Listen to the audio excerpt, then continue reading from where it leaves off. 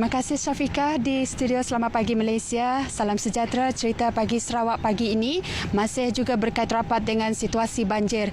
Dan seperti anda tahu, banjir yang melanda di Sarawak, beberapa kawasan di Sarawak ini, banjir adalah bencana alam yang tidak dapat dielakkan. Dan apabila tiba musim tengkujuh ini, banjir bukan saja mengundang kepada kemusnahan harta benda, malah juga membawa berbagai penyakit berjangkit disebabkan pembawaan air ketika banjir ini. Untuk bercerita lebih lanjut mengenai kesan ataupun penyakit berjangkit ini terhadap kesihatan mangsa yang terjejas akibat banjir, saya tidak keseorangan. Bersama saya iaitu pakar perubatan kesihatan awam iaitu Dr. Rohani Matbah. Selamat pagi Doktor. Selamat pagi. Baik Doktor, boleh kongsikan kepada penonton Selamat Pagi Malaysia pagi ini, apakah kesan yang paling buruk disebabkan oleh banjir ini terhadap mangsa-mangsa yang terjejas ini? Okey, dalam keadaan sekarang semasa banjir, kita terdapat banyak pusat-pusat pemindahan telah dibuka. Jadi dalam keadaan pandemik COVID-19 ini, kesan yang paling teruk adalah penyakit COVID-19.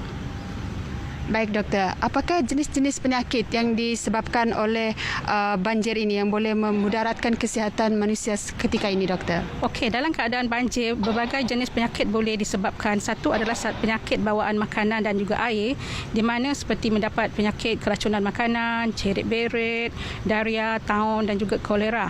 Selain daripada itu, terdapat juga penyakit yang disebabkan virus disebarkan melalui udara seperti sesama ataupun COVID.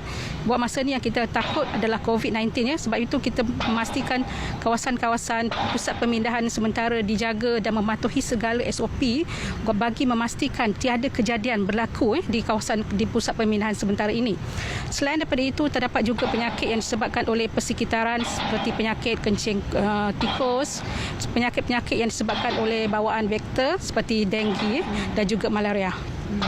Baik, secara ringkas Doktor, nasihat dan langkah pencegahan yang perlu diambil oleh orang ramai untuk mengelak daripada penyakit berjangkit bawaan air ketika banjir ini Doktor. Okey, yang paling penting sekarang bila keadaan banjir dan juga dengan ada COVID yang ini, perkara yang paling penting ialah amalkan kebersihan diri. Maksudnya perlu kerap mencuci tangan, terutamanya sebelum makan, sebelum menyediakan makanan dan juga selepas pergi ke tandas. Dalam keadaan sekarang juga kita memerlukan penjarakan sosial, penjagaan makanan dan juga memastikan kita tidak berkumpul di tempat-tempat yang crowded sebab dalam keadaan sekarang kita mesti pengamalan SOP untuk COVID perlu dipertingkatkan lagi dalam keadaan sekarang.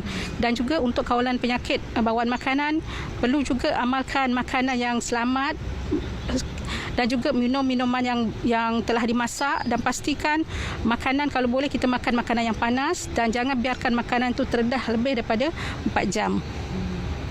Baik Doktor, terima kasih untuk info yang cukup bermanfaat, yang cukup bermakna untuk diketahui oleh orang ramai ketika musim banjir ini. Baik untuk orang ramai di luar sana, terutamanya mangsa-mangsa yang terjejas diakibatkan oleh banjir ini, ingat patuhi keselamatan anda juga dan utamakan kebersihan diri dan persekitaran anda di tempat tinggal anda. Saya kira itu saja untuk sumbangan dari Cerita Pagi Sarawak dari Bumi Kenyalang. Kembali bersama rakan penyampai di studio Selamat Pagi Malaysia. Silakan.